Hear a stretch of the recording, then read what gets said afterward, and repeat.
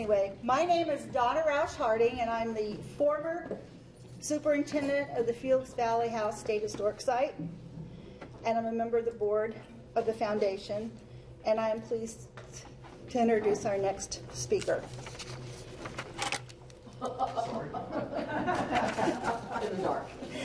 Sharon K. Person is Professor Emerita at St. Louis Community College, St. Louis, Missouri, where she taught English as a second language for 25 years. In 2007, she received an MA in History from the University of Missouri, St. Louis. She has written extensively and researched even more on French colonial Illinois country. She received, as co-author, from the State Historical Society of Missouri, the award of the best book of 2015 for St. Louis Rising, the French regime of Louis Saint-Ange Belrive. I'm going to butcher these words. And recently co-authored with Dr. Carl Eckbert their latest book, Dawn's Light Woman, and Nicholas Runchholm. Sharon previously spoke at our 2016 Joint History Conference with the Center for French Colonial Studies on the topic, Illegitimate Children in the Illinois Country. At our 2019 History Conference, where she presented Pierre Laclede in St. Genevieve, and our 2021 History Conference, where she presented En Mariage Constant. Is that how you say it? Please welcome Sharon Person, who will present St. Genevieve Counts, Continuities, and Change, 1752 to 1787. I think I need to update my bio a little. I'm retired now, and that means I don't speak a lot in front of people, so I'm not sure how my voice is going to hold out. I will do my best, but you folks in the back, making no promises. So, when I thought about the topic for this presentation, Bob, the engineer, says, please bring some data. And then talking to Carl Eckberg, he says, no, you got to talk about people. And so I'm trying to do a little bit of both here. But I have been working on pretty much every census in the Illinois country. And so currently I'm working on the St. Genevieve, 1766 and 1787. I put this up here because there's numbers, and they might take a few minutes to understand. So the Illinois country was French for a minute, or it seems some people see it that way. French Illinois country was a preface, a prologue to the American Revolution, to the Louisiana Transfer, and often it seems folks look backwards to capture and twist. That's the not nice way. Maybe to reframe the 18th century French Illinois country to fit an American story. And I have to say, one of my favorites is whenever I see a citation to the 1776 census of St. Louis. It's a complete and not completely accurate fabrication. There is no such thing as a 1776 census of St. Louis. However, it's online, easy to find, so people use it. The French and Spanish colonial period unfolded in its own way with its own timeline. So I have some numbers here, and let me start off with a few. I'll round up when I can so they don't get kind of overwhelming. And that's to me, okay? If you ask me how many of this and that, I hope I have it written down somewhere. So the 1726 census is the one that is in the book out there that I worked on for a couple of years. And it's the 1726 census, actually it's 1724, but 1726 is enumerated just over 500 persons in the French villages. This count included the enslaved, but excluded some of the Marine garrison, excluded other people. Margaret has done a great job of saying who was there that didn't get counted in 1726. The 1732 census, not up there yet, sorry. The 1732 census showed an increase of nearly 200 people And I don't know if that's an actual increase or they did better or different counting. You have to be really careful with the early censuses. And I'm very skeptical of people who say, oh, it grew this much in this many years. Or there was someone who said, my gosh, the population of the Illinois country declined after a certain year. I don't know. That's what I've learned from working with censuses. So St. Genevieve first appeared on the 1752 census with 8 households. And from then to 1766, let me see if I can get this one to work. Oh, look at that. Okay, 8 households, and then to 1766, there were 58 households. I'm sorry, my teacher person wants to come over here and do this. I decided to include St. Louis for comparison, so the numbers in parentheses are St. Louis. Of course, 1752, there was no St. Louis. I'm not making that claim. So there was nothing in St. Louis. 1766, St. Louis had 60 households in the census, compared to St. Genevieve's 58. The population in 1766 in St. Genevieve was 547. The 332 population in St. Louis seems kind of low, but that's what it is. That's what it says. And then again, by 1787, St. Genevieve went from 58 to 80. St. Louis went from 60 to 121. So by 1787, you can see that the growth in St. Louis, even if these are not completely accurate, is far outpacing the growth in St. Genevieve. I'll come back to the land in a minute. Maybe I'll come back to the land right now. Okay. So I borrowed the phrases from the 1732 census, but I have the 1752 numbers here. Again, so there were 8 households in St. Genevieve, and the last row there, the Arpon on the 197, to me is the cultivated fields. And the number above that, the 34, is how many arpons in width had been granted. Bob and I are having an ongoing discussion about this, but this is what I think. That's my best guess. Especially because in St. Louis, there were 401 arpon on Weiler in 1766, and 1,201 in St. Genevieve. And I just think that makes more sense. Definitely in St. Louis, there were not 401 arpon de face in width granted in 1766. Okay, so in the 1752 number, though, that 197, 100 of it belonged to one person, and that was de Rose. And at that size, 100 arpents en valeur is very much comparable to farms on the east side of the river. So to me, this says that maybe de Geer had a head start compared to the other folks in St. Genevieve, or he was reporting an optimistic number about how much land he actually had in cultivation. In 1766, the lands noted for de Geer, the father, were 80, and that sounds more reasonable. Probably had given some or sold some of his land, or given it to some of his sons. But this morning, you can come back and ask me questions later. I think I'm done with the numbers here.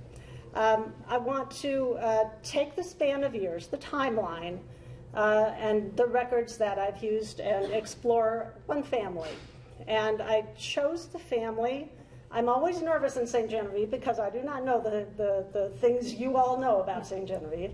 I chose this family on the basis of the documents, and you will see why. So I'm going from its beginnings in the first decade of the 18th century up until about the last census here, 1787.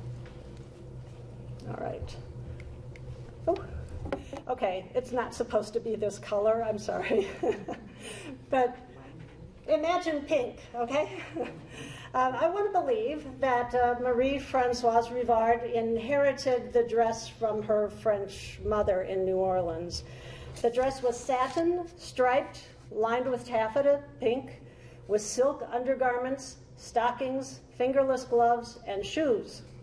Marie-Françoise sold this ensemble in October 1725 to Pierre Saint-Ange, acting for his father as a gift perhaps for his stepmother. Pierre paid an amount for this outfit equivalent to the purchase price of several arpents of prime agricultural land. The entire ensemble he took out to Fort d'Orléans on the Missouri, where the entire Saint-Ange family was living at the time. Why did Marie-Françoise sell her dress? One word: widowhood. In the first days of May 1725, Marie-Françoise's husband, Joseph Lamy, was killed. They had been married in New Orleans just 3 years earlier. His murder was recorded as 2 steps from the village, which you see in various records, meaning close. He was not out on any militia campaign or anything like that.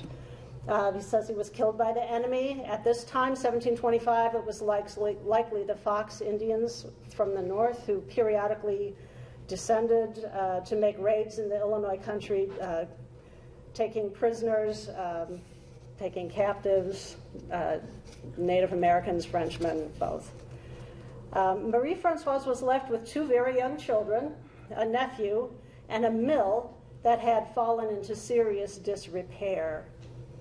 Financially balanced, on the other hand, by respectable assets in agricultural land and by 4 black slaves, a married couple with a young child and a single woman. In the fall of 1725, the widow took steps to manage the estate to preserve the property that her children would share with her. And you can see her second marriage there as well, and the children that were produced. I'm going to come back to them kind of one by one. So she would share the property from her first marriage with her children according to the rules of the Coutume de Paris, which was the law followed in all of France's North American colonies. She would share the estate 50-50 with her 2 children. The sale likely paid off some of the debts of the estate. Also, during this time, Marie contracted to have the mill repaired, and she rented out the farm property. As a widow, she could do these things on her own without the involvement of a male sponsor, guardian, anything like that. Nevertheless, she was a widow for a short time. She could sign her name, and she spelled it with a T at the end. This is her name. It was always M.A. Rivard. This is her marriage contract with Jean-Baptiste Tomour de la Sauce there. That's his name. I think that's him signing Tomour.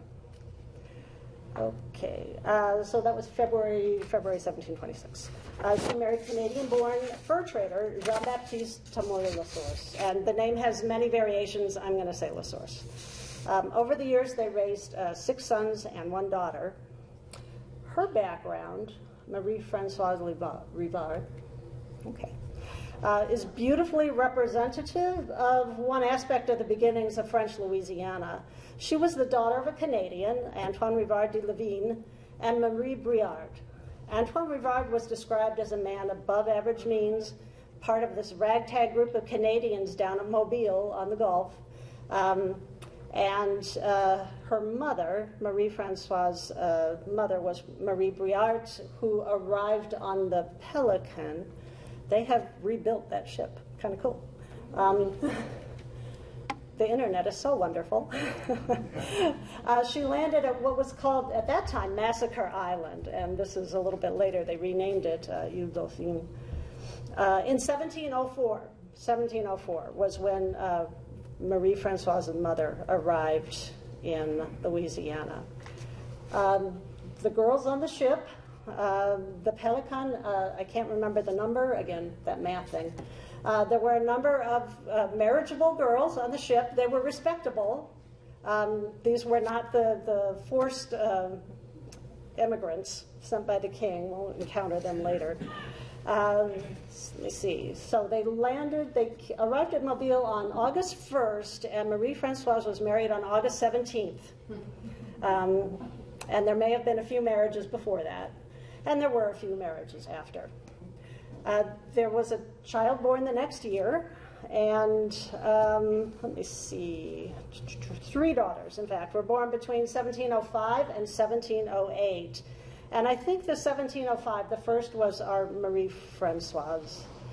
But in 1708, Antoine, her father, now a family man with 3 daughters and a few other Canadians and their Native American slaves, set out from Mobile for Bayou Saint-Jean. I don't know exactly. I look at too many 18th century maps. I believe that goes sort of from Lake Pontchartrain down to New Orleans. So in the vicinity of modern-day New Orleans. So they were taking part in an experiment. They were trying to go grow wheat at the Bayou Saint-Jean. And it didn't look too bad. The first crop went in, but it failed before harvest time. They tried again the next year. It failed again. A third year, they tried going north to Natchez. It failed again. So wheat would have to be grown further north. What a boon for the Illinois country that it didn't work out down in Mobile, down in New Orleans. Okay, let me see. Okay.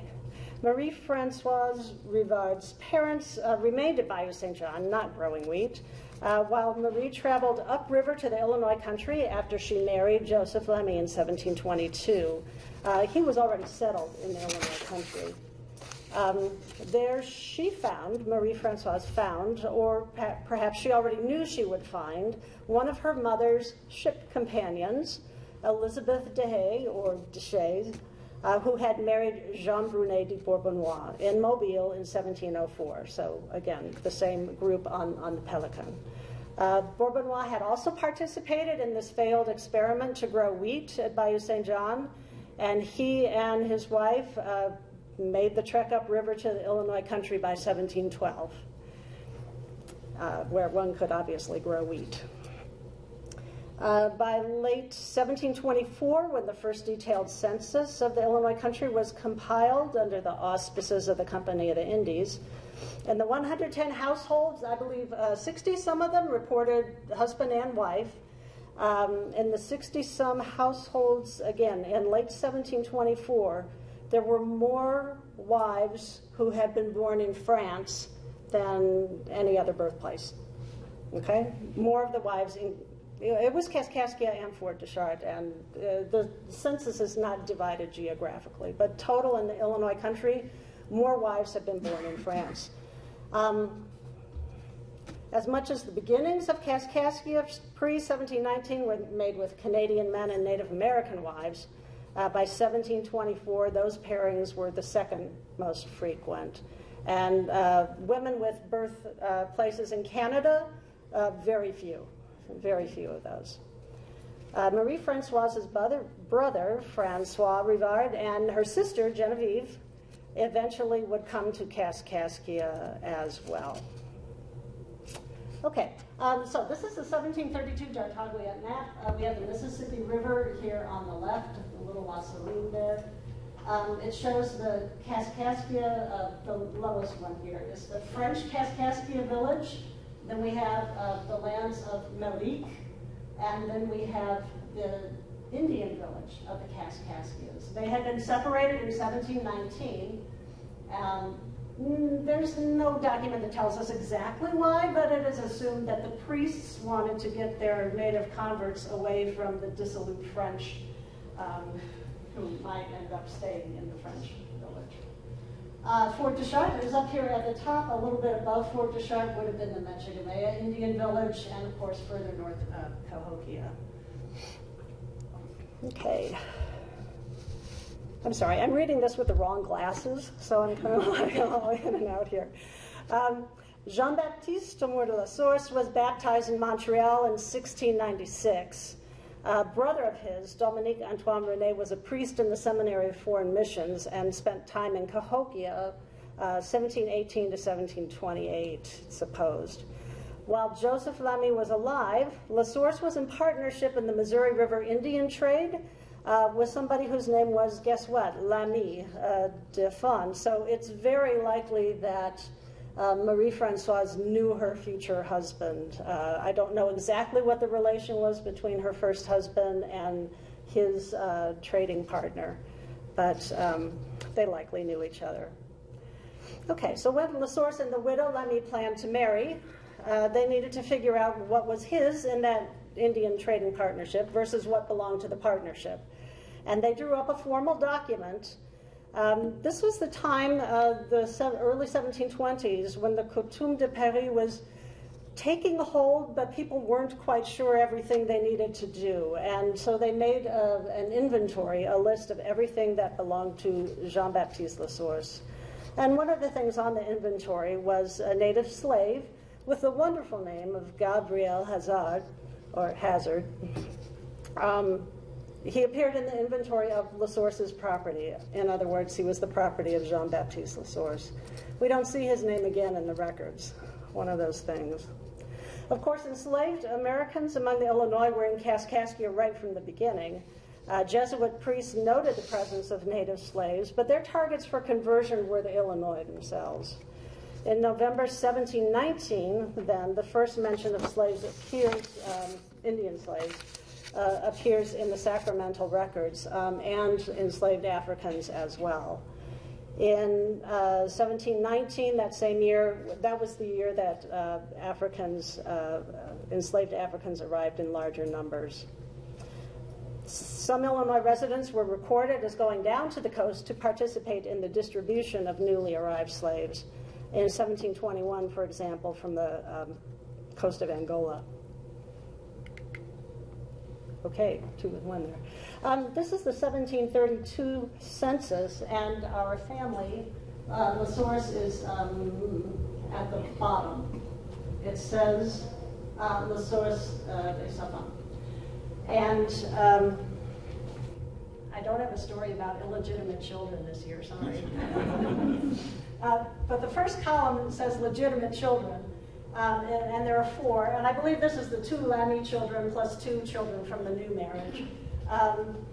This column does say, as Carl, I'm sure, would have said, bastards. But this is also orphans. On another page is bastards and orphans.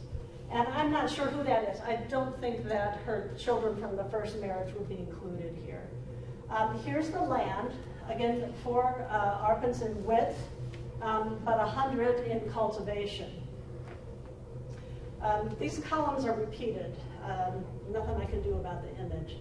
But the black slaves of working age, there were 2 men, 2 women, 4 children, and 1 male native slave and 3 female. That could be our Gabriel Hazard, but I don't have any records to show that he was still there. Okay. Okay. So one of the ciphers does represent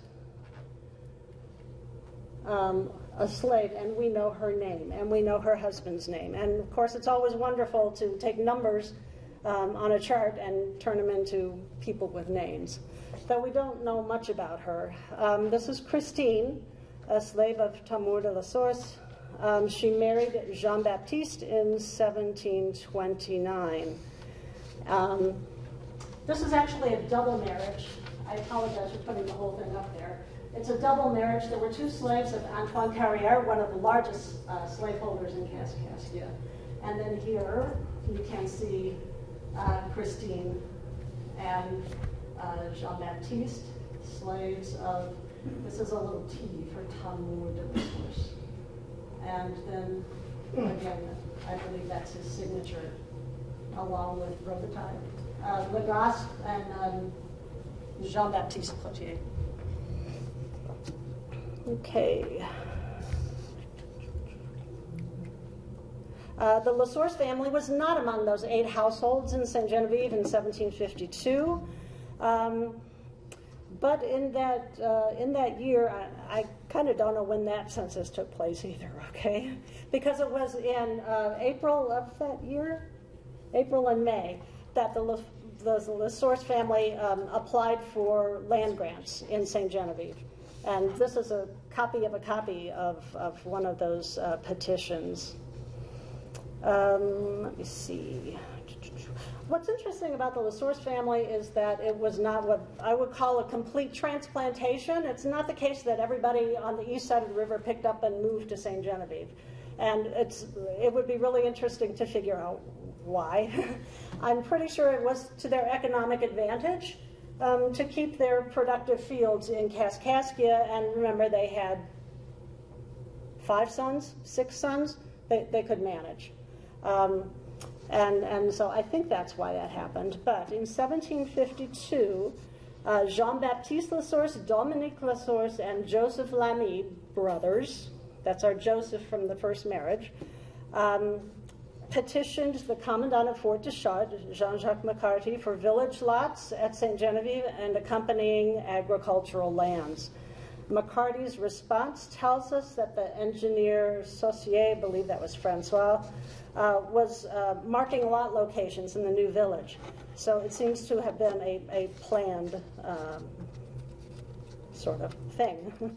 And after the brothers, the 3 brothers petitioned for a lot, this is the petition of Marie Françoise's brother Francois Rivard.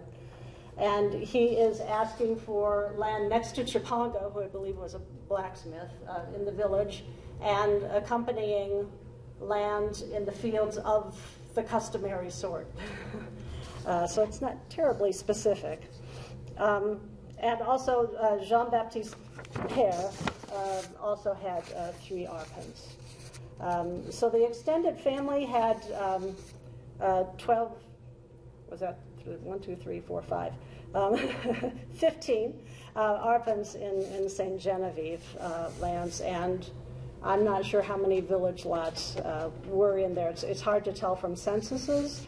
Anyway, so following these land grants in 1752, we find Madame LaSource in December 1754 putting in a bid for the St. Genevieve house and lot of the deceased Laurent Gabory. She didn't get the bid. She didn't bid enough. In March 1755, she purchased several items from the estate of the blacksmith Larocque. In 1751, 55, 58, 3 of the LaSource children married in Kaskaskia.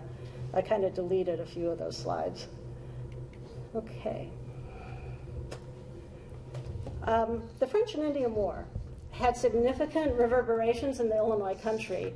The event that most directly impacted the villagers was the loss of the militia. They got completely wiped out in the summer of 1759 at Belfamie. There were militiamen from the Illinois country there. There were definitely officers from the Illinois country there. Again, Belfamie is just outside Fort Niagara. Fort Niagara was under siege by the British. But the British and their native allies wiped out the French who were coming to try to break the siege. They failed, and that same day Fort Niagara was surrendered to the British. Again, there were local officers who were killed or taken prisoner, left wives, children, siblings. Actually, they were left unknown, and this is what got me started in a lot of this research, was the notation of a estate division in Kaskaskia of the Barra family, and one of the sons was noted as a prisoner of the English.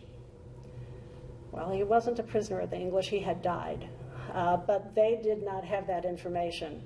And there's another record I came across more recently where I think it's Marie-Joseph Goudot was married to Eugène Poré, nicknamed Beausoleil. She was a godmother in, it was 1760, maybe 1761. She was a godmother in Kaskaskia, and she signed her name Widow Beausoleil. Her husband wasn't dead. He came back a few years later. So it just reinforces the kind of, I don't know, the gap, and yet they knew so much. They knew so much and sometimes so little. Okay, it seems that the LaSource family was not part of the militia. It strikes me that anyone in St. Genevieve who was involved in agriculture would not have been asked to go fight. The prisoners, those that survived Belfamie, were taken, many of them to New York. One that I know of was shipped back to France. The prisoners, upon release, they made their way back to the Illinois country.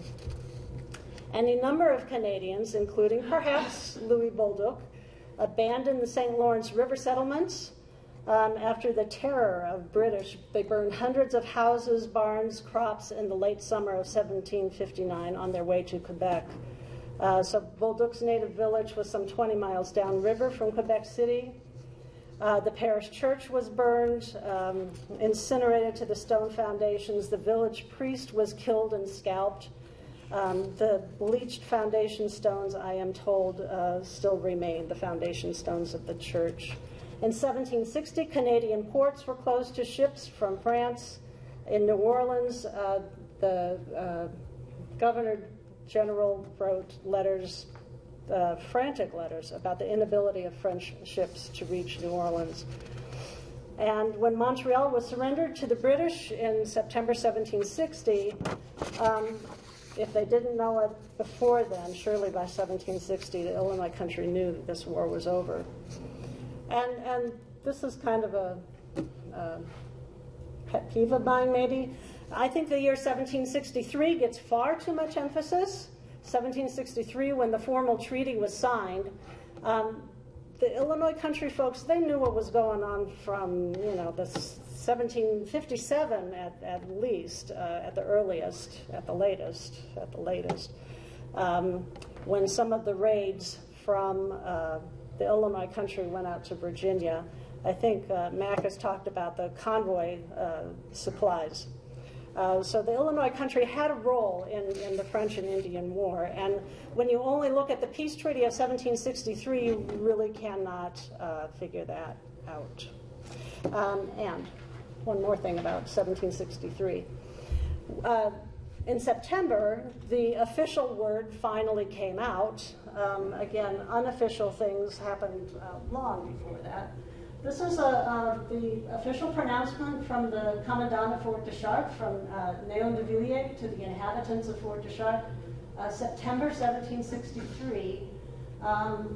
This is a letter that probably does not exist in the original anymore, and I didn't find it until just a few years ago. But he is telling the villagers, oh wow, you cannot see my highlighting at all. Okay, so the inhabitants were free and at liberty to retire wherever it seemeth good unto them. I don't know what that is in French. Within the possessions of the three kings, British, French, or Spanish. He has then ordered me to appoint all those who are willing to withdraw themselves herefrom and to propose to them New Orleans, the German coast, Point Coupé, Arkansas, and St. Genevieve. It was suggested as a place where folks from Fort de Chartres and Kaskaskia could go if they wished. They did not need to remain where they were if they didn't want to. And he says, having assurances of all facility in their new settlements. I have seen things that said that somebody who moved across the river will get an equivalent amount of land to what they had. You hit those French grants already, your mind starts going, right? So they would get an amount of land equivalent to what they had lost on the east side. There was also promises of plows and livestock and seeds, and I have a feeling those things never panned out. But I think it's very interesting that St. Genevieve is there. Of course, St. Louis is not, but please notice in September 1763, where was Pierre Leclerc and Auguste Chouteau? They were somewhere down on the Mississippi River. They were nowhere near. So a lot of things were happening in 1763 before Pierre Leclerc arrived, but you know me, I had to say that. Okay. So from 1766 to 1768, there was this unusual French-Spanish co-government for Louisiana and New Orleans with the French captain, Charles-Philippe Aubry, for the French, and he was a military captain. He had been at Belfamy. He was taken prisoner to New York, and I don't know if he was sent back to France, but eventually he came back to New Orleans. And he acted as the governor upon the death of the French-appointed governor. And then Spain sent Antonio de Ulloa, who never took possession of Louisiana for Spain while he was there. And that's really important to understand. He was unwilling to do it, I believe he said, because he didn't have enough troops. And he sensed some resistance. But Ulloa and or Aubry did ask that censuses be done. I think that's the plural of census, yes. And these documents, the 1766 census, also a militia muster roll was required, and there's a little statement I'll show you in a minute on the Native Americans. These to me are really key documents. They're maybe the ones I love the most.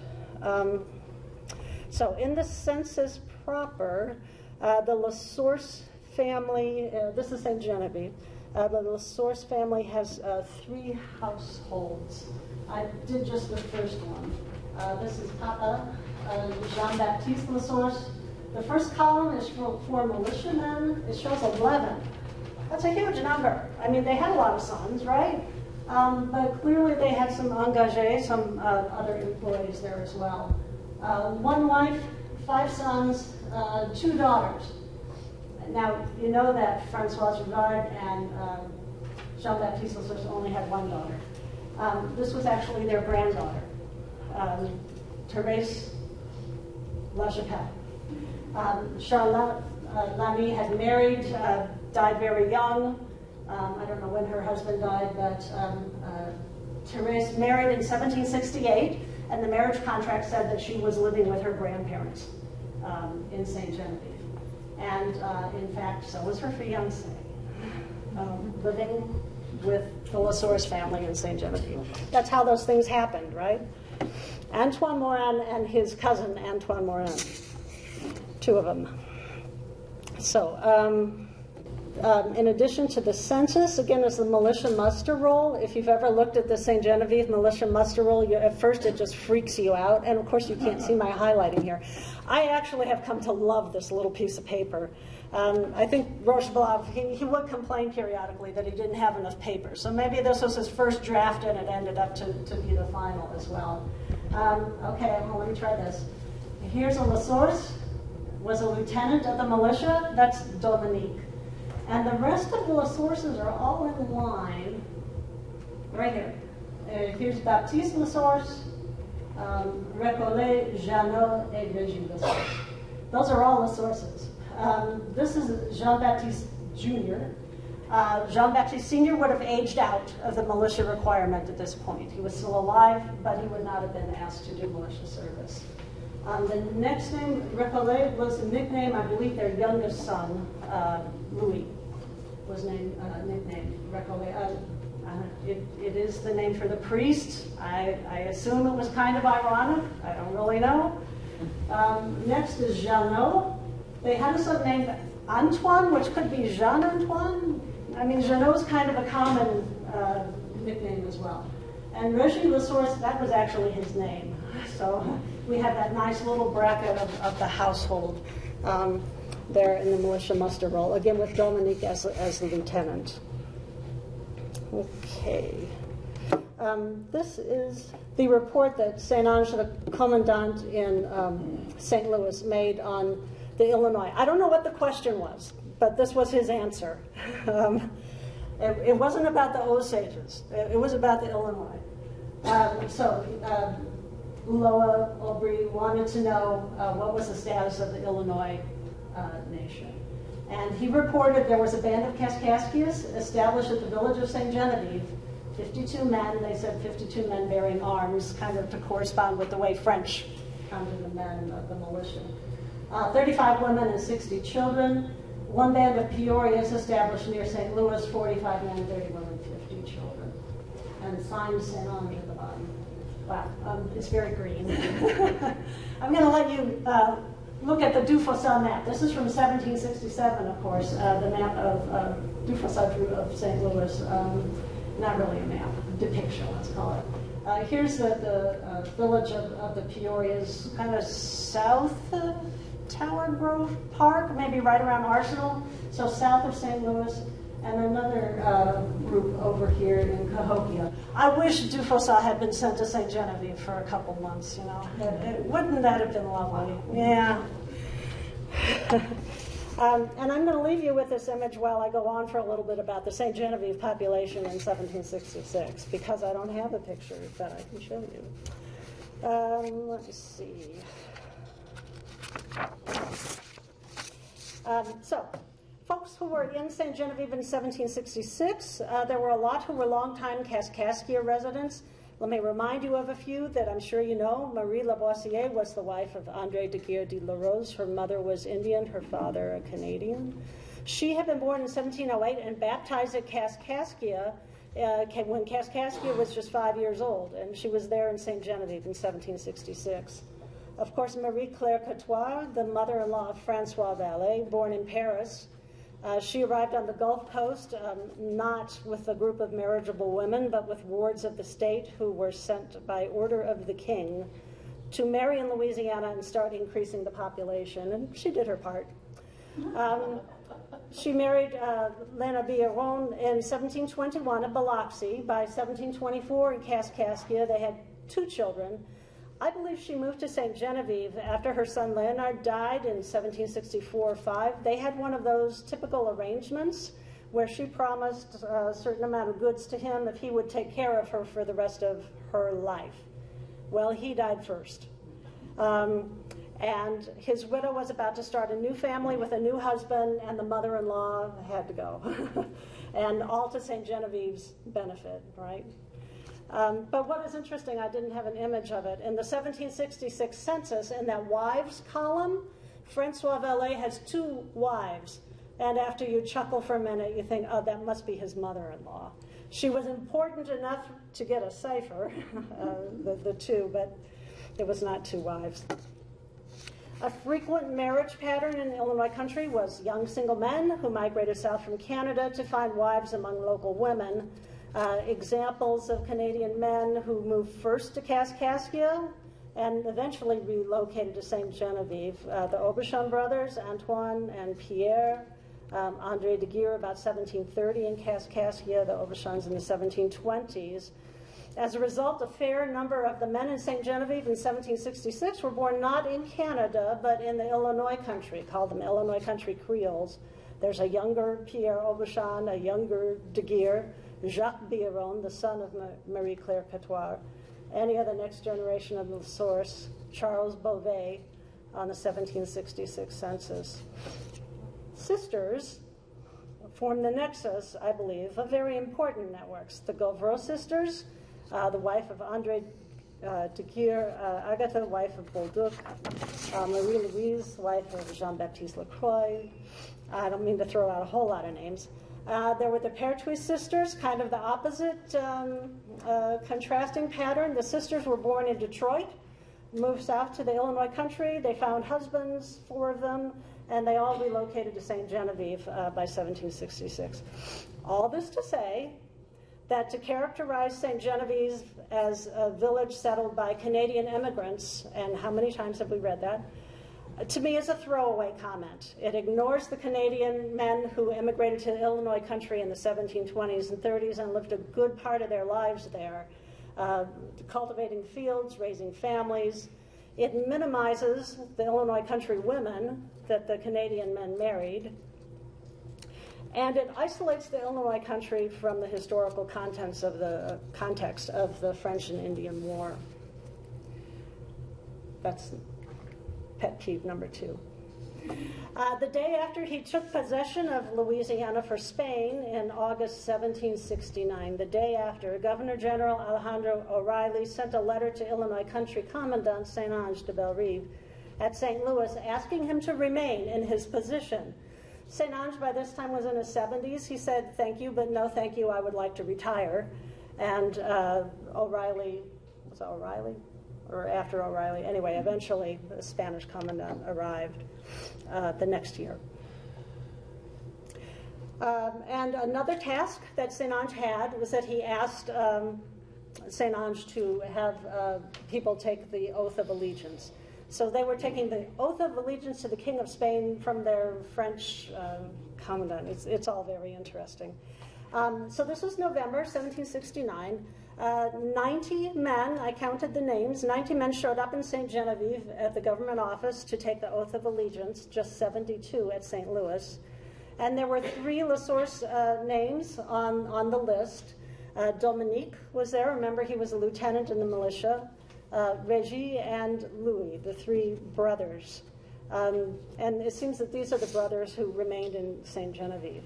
If you folks in the front row are close enough to see, this is kind of the preamble to, I guess, the part where they raise their hands. Taking the oath of allegiance to the King of Spain, it's all written in French. Yes. Okay. The 1770s saw the La Source family much reduced with the passing of both parents and several children. A son, Jean-Antoine, perhaps Arjaneau, died in Kaskaskia, 1767. Marie-Françoise Rivard died before 1771. Couldn't find a burial record. Dominique, the lieutenant of the militia, died in 1773. Jean-Baptiste La Source, the family patriarch, died in Kaskaskia in 1777 and was buried under his bench in the church there, which suggests that he was still very much respected and his family was influential. But his worldly possessions were still in St. Genevieve, and the estate was inventoried and divided among the heirs. The estate papers show that the family had worked things out amicably before they sat down to actually write the partition document. It shows, to me, unusual negotiation among family members, and estate partitions are not always amicable. So it's kind of noticeable when they were. It wasn't a straight, everybody gets an equal share. There was a lot of math involved. But I do want to say, 9 slaves were in the 1777 estate inventory of Jean-Baptiste La Source. They ranged in age from 2 to elderly. Elderly meant that they were past working age, and they would be maintained at the expense of the estate. And that included Christine. Remember Christine? In 1729, she married in Kaskaskia. She had 2 husbands. Generational transitions continued into the next decade. Regis La Source died in October 1783. He had children. Dominique had no children. Just before the end of that year, there was another milestone. Christine died and was buried. It says the 28th of December, 1783, was buried in the cemetery of this perished body of Christine, the black slave, of the widow Regis La Source, aged about 100. They said about 100 when they didn't know how old they were. They knew they were old.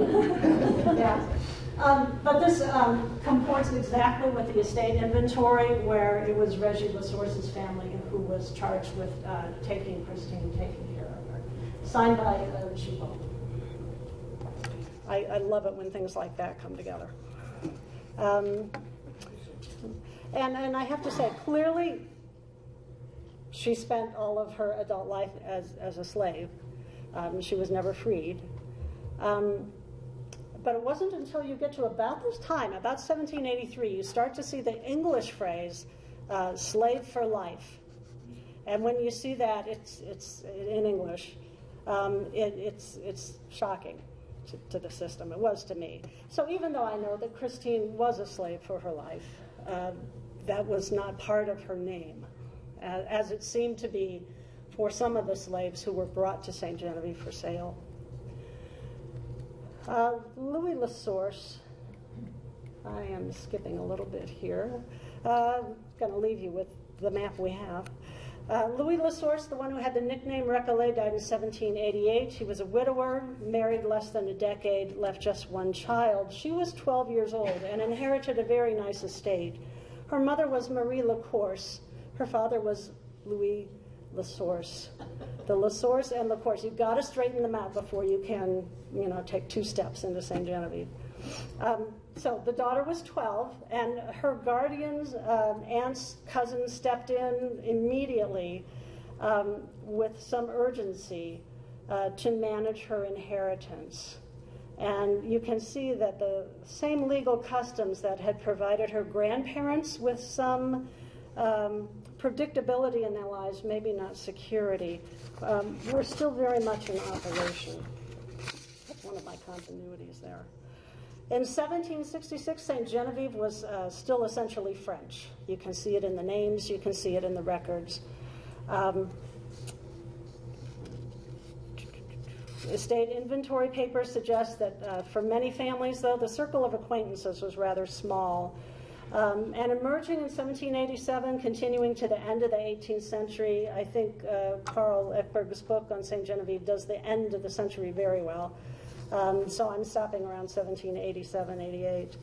The number of English speakers grew. The presence of American names on the 1787 census, like the John Dodge family,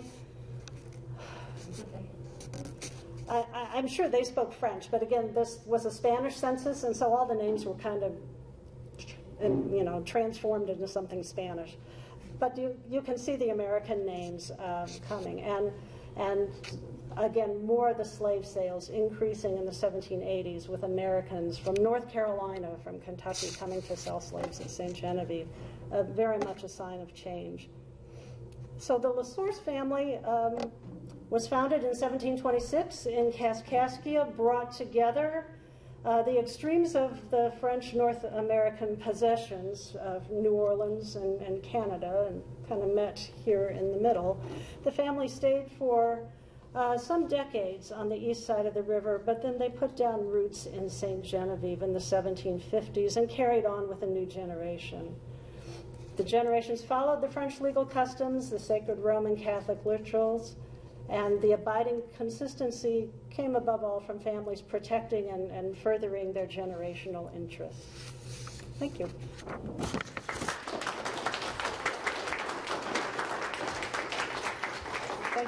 Thank you for tolerating my inability to actually see what I'm reading. Yes, sir. Were the censuses in the early ones under French government authority and later Spanish? Who was the authority that conducted these censuses? The local commandant was charged with creating the census. So the 1726, 1724 was Boisbriand, just before he took off for New Orleans. 1732 was Saint Ange the Father at Fort de Char. Under a French authority? Yes. But what about the 1766